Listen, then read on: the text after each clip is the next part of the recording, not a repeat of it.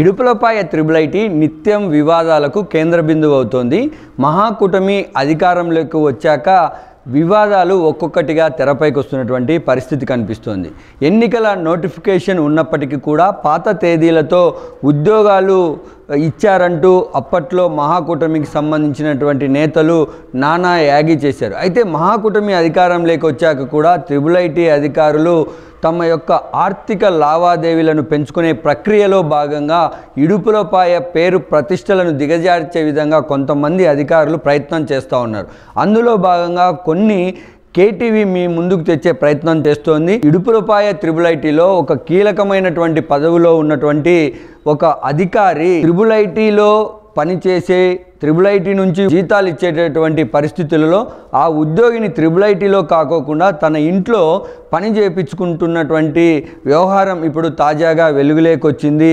దానితో పాటు ఆ ఇంట్లో పనిచేసే ఆమె భర్త తోటమాలిగా పనిచేస్తున్నటువంటి సందర్భంలో అతనికి హౌస్ కీపింగ్కు సంబంధించినటువంటి కీలకమైన బాధ్యతలను కూడా అప్పగించారన్నటువంటి వార్తలు త్రిబుల్ ఐటీలో ఇప్పుడు చాలా ప్రకంపనలనే సృష్టిస్తున్నాయి. అంటే ఒక అధికారి ఇంట్లో పనిచేస్తే ఎలాంటి ప్రమోషన్స్ అయినా ఇవ్వచ్చా అన్నటువంటి చర్చ త్రిబుల్ ఐటీలో ఉన్నటువంటి అధికారుల మధ్య నడుస్తున్నటువంటి పరిస్థితి అయితే కనిపిస్తోంది.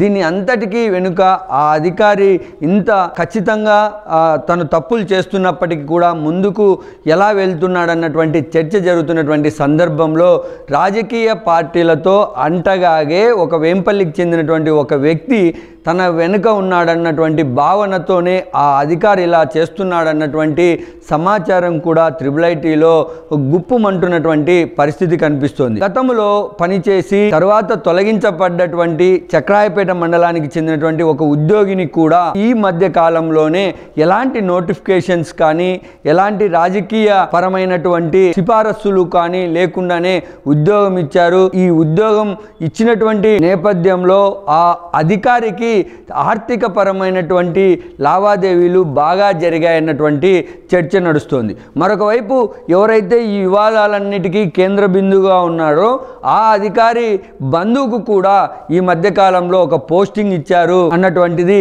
త్రిబుల్ ఐటీలో నడుస్తున్నటువంటి పరిస్థితి. వీసీ తన పదవికి రాజీనామా చేశారు. ప్రభుత్వం నుంచి ఆమోదం రావాల్సి ఉంది.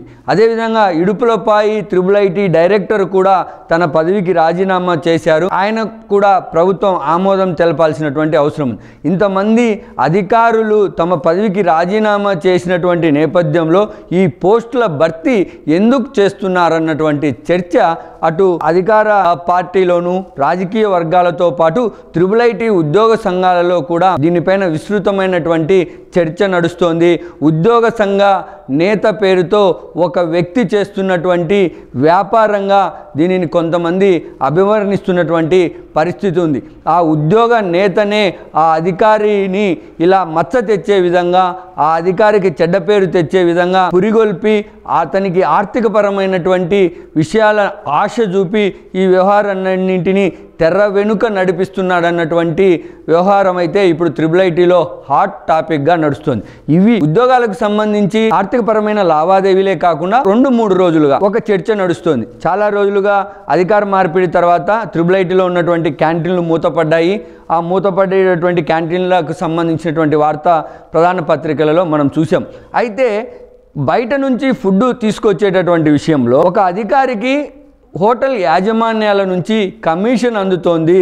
దీని మధ్య బ్రోకరిజం చేసినటువంటి వ్యక్తిగా ఆ ఉద్యోగ సంఘ నేత పేరు కూడా ఇప్పుడు వేంపల్లిలో చర్చనీయాంశమైంది. ఏది ఏమైనప్పటికీ కూడా త్రిబుల్ ఐటీలో జరుగుతున్నటువంటి ఉద్యోగాలు అమ్ముకోవడం పైన కానీ లేదా అర్హులకు కాకుండా అనర్హులకు పదవులు కట్టబెట్టేటటువంటి విషయంలో కానీ ఒక విస్తృతమైనటువంటి విచారణ చేయాలన్నటువంటిది కొంతమంది నుంచి వినిపిస్తున్నటువంటి డిమాండ్. ఇవే కాకుండా టీచింగ్ పోస్ట్లో ఉండి నాన్ టీచింగ్ వ్యవహారాలను చాలామంది ఇక్కడ చెక్కబెడుతున్నారట.